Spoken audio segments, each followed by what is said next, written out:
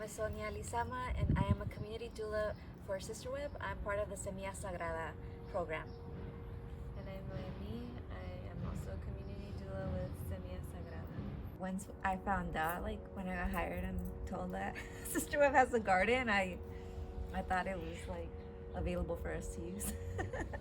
And it also happened that I was taking a botany class for my midwifery school, and the assignments needed me to do some herbal work, like work with the garden, and it was just a perfect opportunity to build a relationship with these plants. I think the first time that I was able to interact with the garden was when we did a training about herbs for sitz baths, and with another doula who was teaching us about the different herbs and how they can be used to help support the perineum postpartum. And then I feel like I've been learning with the garden, like every time a new plant pops up, me and Sonia are like, oh, what's that? And we like look it up and learn about its different uses, and so it's been a really awesome learning opportunity for me to have access to this garden. The yarrow energetically is good for boundaries. And also, like if you were to have a cut, you could just apply some yarrow to it, and it can help stop like bleeding. We like to use it in foot soaks. It's also a good one for sitz baths because it helps to heal wounds, like Sonia mentioned. So if someone had some tearing during their birth, it would be a good one to either use in a bath, or you can make like a tea and put it in a peri bottle and use that to clean your vulva area.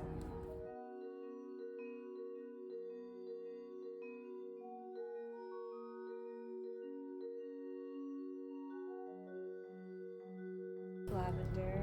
It's a very aromatic herb. It's very calming, and it's also antibacterial. Suggest for clients to use it for sitz baths, and then we put it in their foot soaks as well. If we feel like a client is, a little overwhelmed or anxious, it's a good one to kind of bring their energy down and help them to feel calmer. Beautiful. I used this earlier in the spring, like to make a spray. But I definitely feel like working with Sonia and doing more traditional postpartum care together, which we've kind of developed since Sonia came on, has been like a big motivation to use the garden, because we actually have the opportunity to work with some of the herbs and flowers and whatnot. So we've been able to like brainstorm ideas and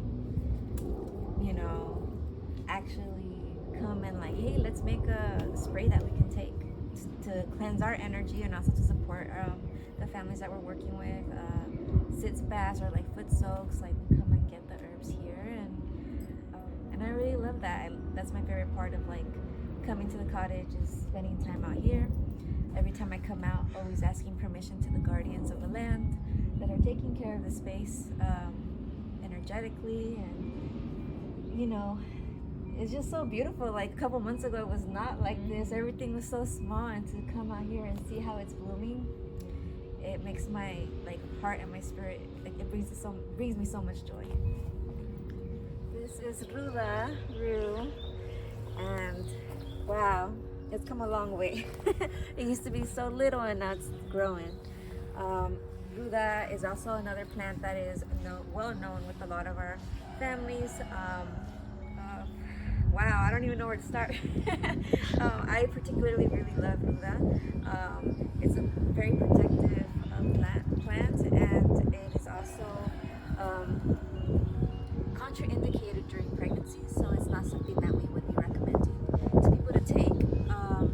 In some countries in Latin America, they will use this with like chocolate to help labor, as a form of like a natural induction, but we use this more of like for our personal, like as birth workers, to help us cleanse our energy and to ground us. and protect. Yeah, to protect. There's like different ways that I've been told of how to use Buddha. Like if you're gonna be in like spaces where it's gonna be with a lot of different energies, you can, have a little piece with you. After an intense session with clients, you can also put some like in your ears to help like ground and like cleanse your energy. Yeah, it's a very special plant. You can also put ruda in alcohol and then use the alcohol to work with it energetically, to work with the spirit of the ruda, because alcohol extracts the medicine of it.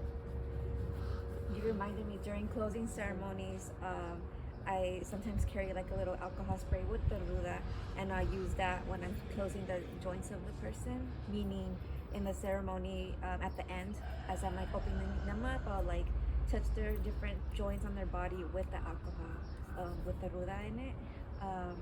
And then afterwards you can just spray yourself down with it. Yeah, it's definitely one of the more spiritual herbs, I would say. It's very powerful though, so definitely being mindful of it during pregnancy. And other ways that you can use ruda is having it in your home. You can put it in the front, and that can help protect your space from like any unwanted negative energy or any energy that's not like for your home. And what they say is if it like dries up, that it was protecting you from some harmful energy. But it's just a beautiful plant, and it's really a good one to build a relationship with. I feel like a lot of our clients also get really excited when they see the garden. We'll do prenatals inside, and then sometimes we'll bring them outside just to spend some time outside, and you can tell that their spirits kind of light up when they see the garden. And a lot of times, just like as a little gift to wrap up appointments, we'll like cut them a little bouquet of flowers. And yeah, our clients, a lot of them come from places where they had a lot of access to nature and to plants, and they have so much wisdom. They're always teaching us about certain herbs and plants that are used in pregnancy, birth, and postpartum in their home countries. And so I feel like it's really important for our program to have access to plants. Here we have sage.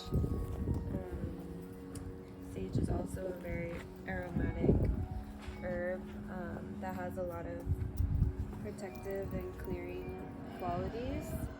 This is a good one to dry and use for burning, to do like a limpia of your space or of yourself.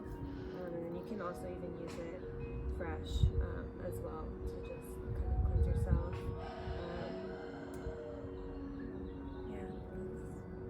It smells really good.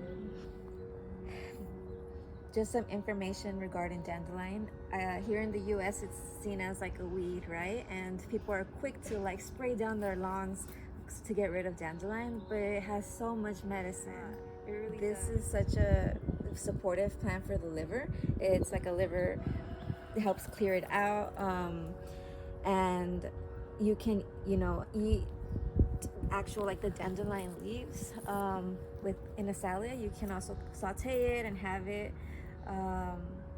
And that is, consuming it in that form is generally safe throughout like pregnancy, and also when you're not pregnant. It's just good overall to maintain your health. Yeah. And then you can also work with the dandelion root, and you can make that into a tincture by soaking it in alcohol, and that is just like a bit of a stronger medicine that can be really helpful in postpartum, especially if you got any medications during your birth, because your liver is working really hard to process all of that, and so it can support your liver as it's doing that. It also, I think it has iron, right? Yeah. Oh yeah, it's very nutritive. Like it has so many different vitamins and minerals. Yeah. So another reason for it to be helpful in postpartum is if there was any blood loss and you're trying to recuperate your iron levels. women would often have a rose bush growing outside of their home to protect their home. And you can also use them to do limpias, so the rose will pick up any energy that's, not yours or unwanted energy, and cleanse your energy body that way. And they're beautiful. Roses represent self-love and just love in general, and so it's a good one. Calendula is really well known for its ability to heal tissue and skin, so it's another one that we suggest for clients to use in sis baths. You can also soak it in oil, so just put it in any type of oil and leave that in a jar for about a month, and then strain it, and that calendula oil is really healing for the skin. So sometimes people like to use it for stretch marks, or just any skin related things that they may be having. And I feel like it's just the softest flower like ever. So it's really cool how plants show us what they're good for by their own appearance or qualities that they have. And I feel like that's really present with calendula, because it literally feels like velvet, and it's good for your skin. The cool thing about calendula is like when it's blooming, like right now would be a great time to get the ones that are open, because then they'll keep blooming some more. So it's like a good time to cut them, and then that way it can keep going, or also like die off. And we were like talking about how we wanted to use chamomile with one of our clients, and then the next time we came to the garden, it had just popped up. Like, I swear I wasn't even there before. Yeah, it wasn't. It was really cool. Yeah. And we saw it come up, and then we were like, yep. They usually say, like, in your community, the plants that grow are the ones that your community needs. So sometimes in like a busy area, you'll see a lot of lavender growing because it's a fast pace, so you want to chill. Or you'll see a lot of like romero, and that's like also another one for good for protection for your spirit. And so when we saw the chamomile, we were like, well, the land knew we needed it, and our client needed it. So romero, rosemary, and I like to use externally for foot baths. And it's just so fragrant. And energetically, it's also good for us as birth workers to help cleanse our spirits and our energy after any births, or just for general maintenance. It's also really good for your hair. So I like to make a tea with it and then put that in a spray bottle, and spray it in my hair. It just helps it grow quicker, helps protect your hair's color. And then here we have fennel, and fennel is a galactagogue, so it helps with milk production, and it's also very soothing for the stomach. So again, if a baby is experiencing any colic, this would be a good one that the person who's breast or chest feeding could drink in a tea, or even just eating it can help soothe the baby's stomach, and also help the breast or chest feeder to produce more milk. Raspberry leaf, that's hopefully one that we'll have in the future. Motherwort is another one that would be really nice to have. Nettles, alfalfa, like all of those are very supportive during the childbearing years.